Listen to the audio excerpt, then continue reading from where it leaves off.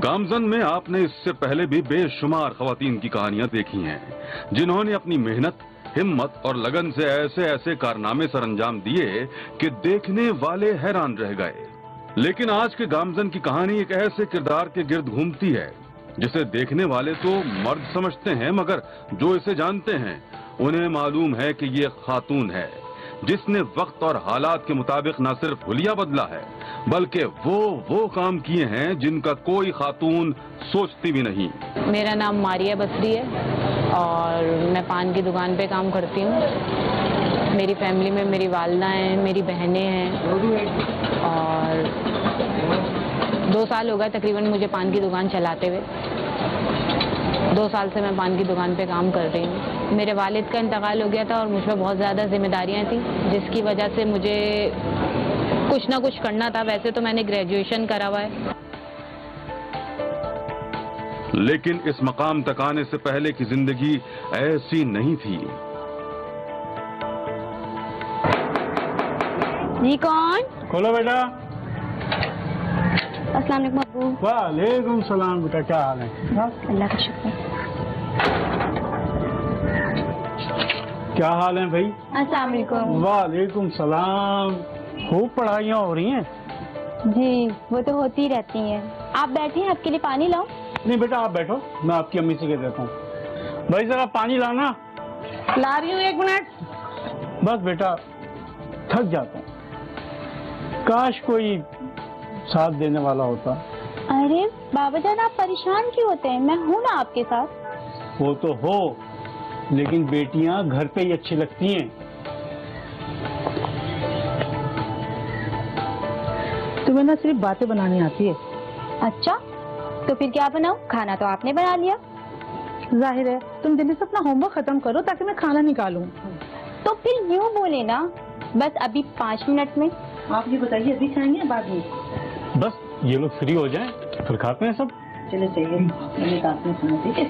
वालिद का होना मारिया और उसके अहले खाना के लिए बेफिक्री से अपनी जिंदगी में मकासद के हुसूल के लिए चलना जरूरी था, मगर शायद कुदरत को कुछ और ही मंजूर था, क्योंकि मारिया ने अभी ठीक से खुद को भी नहीं संभाला था कि उसके वालिद का इंतकाल हो गया और तमाम तर जिम्मेदारियां मारिया के कांधों पर आन पड़ी। परवरदिगार ने तुम्हारे बाबा को इतनी जल्दी बुलाना था तो एक बेटा ही दे देता, कुछ तो उम्मीद रहती। क्या हो गया है माँ, क्यों परेशान हो रही हो? मैं हूँ ना तुम्हारा बेटा, मैं करूँगी सारे काम। बेटा ऐसे नहीं होता, ये माशाल्लाह हमें ऐसे जीने नहीं देगा। अच्छा अब चुप हो जाओ, मुझे बताओ क्या लाना है, मैं ले आती हूँ।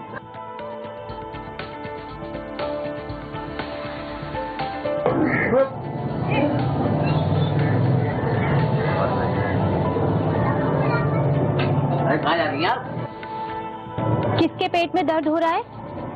मैंने पूछा है किसके पेट में दर्द उठ रहा है, बताओ मुझे। मेरे पास बहुत अच्छा इलाज है। आखिरी बार बता रही हूँ, अब अगर ऐसी हरकत की ना तो कहीं मुंह दिखाने लायक नहीं रहोगे और वो हाल करूंगी कि याद रखोगे।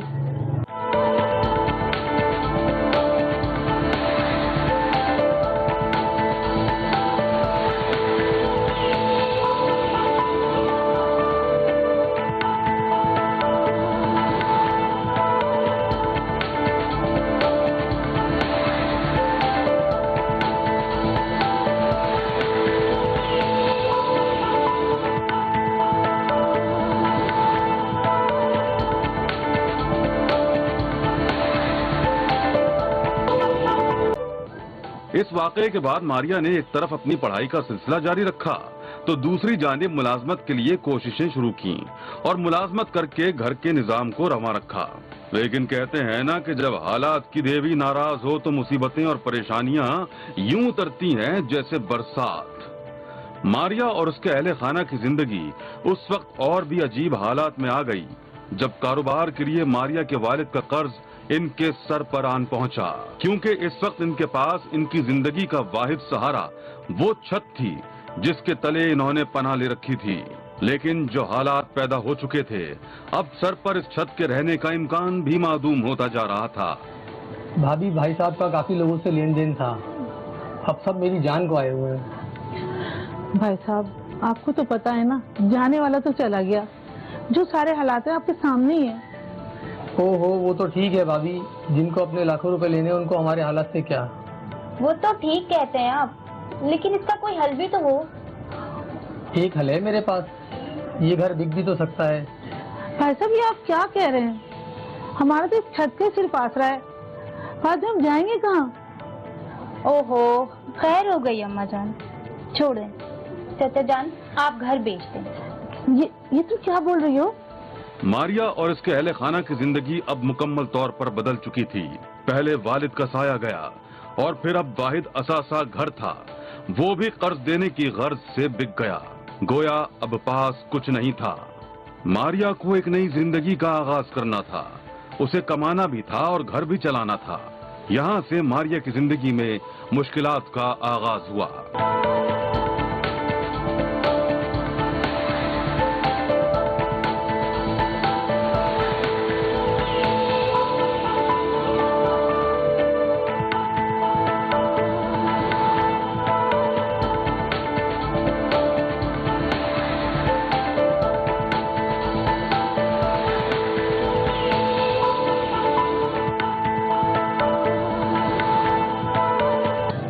बेटा आज मकान मालिक आया था और ये बिल दे के गया, इसकी कल आखिरी तारीख है।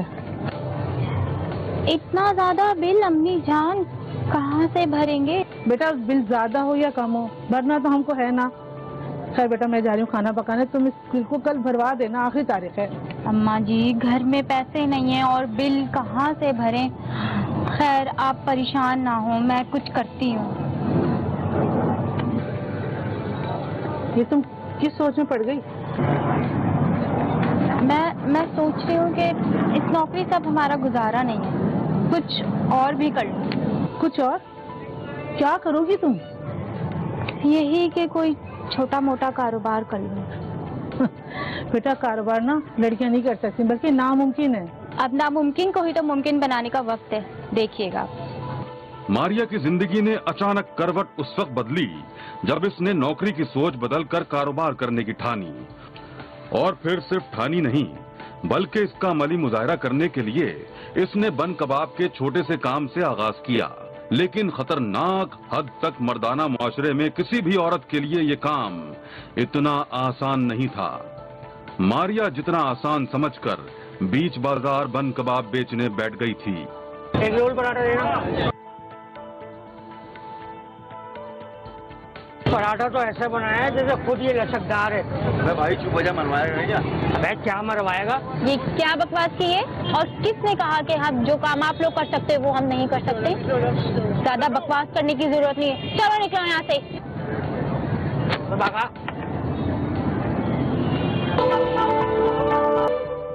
गुजरते वक्त के साथ वक्त और हालात न सिर्फ मारिया को अंदरूनी तौर पर बदलते रहे, बल्कि वो जाहिरी तौर पर भी बदलती रही।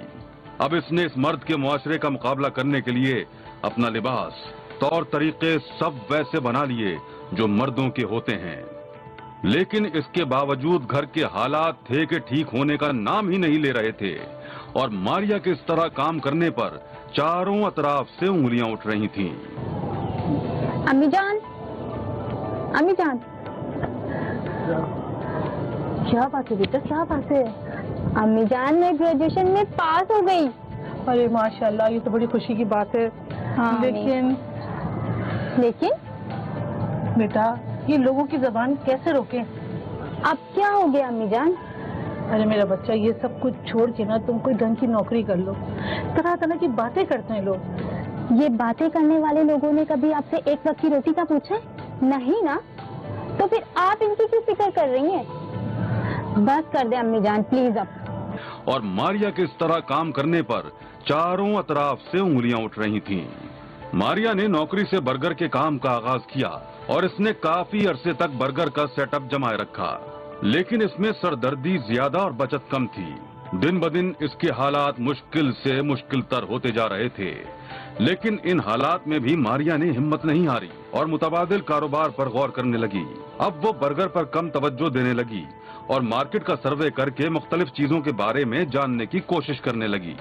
मारिया ने जिंदगी बदलते रंगों के साथ साथ हर बार कुछ नया करने की कोशिश की और फिर वो लम्हा भी आ गया जिसमें इसने रिवायत से हटकर एक ऐसा काम करने की ठानी जो शायद ही किसी खातून ने करने का सोचा हो।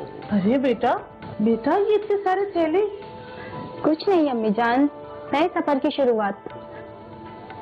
अब तुमने क्या सोचा है, क्या करोगी?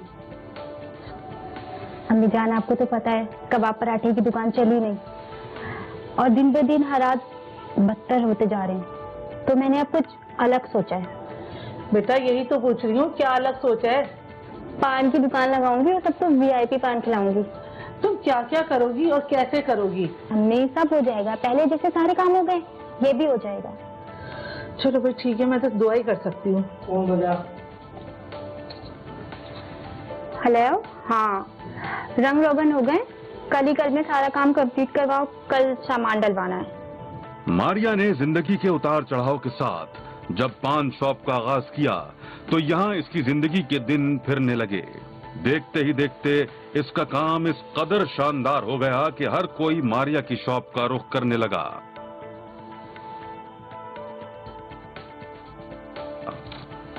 हालात का रोना वही रोते हैं जो कम हिम्मत होते हैं।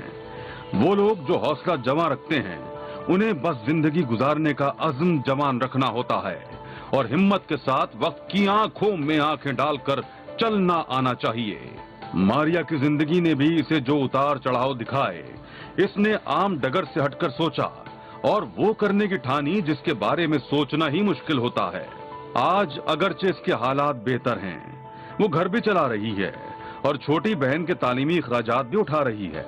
यही वजह है कि मारिया की जिंदगी मिसाल है उन लोगों के लिए जो सिर्फ वक्त और हालात का रोना रोते हैं मगर अमली तौर पर कुछ नहीं करते। मारिया ने जमाने की बातों से हटकर रास्ता चुना और वो दिन रात हंसी खुशी इसी पर गामजन है।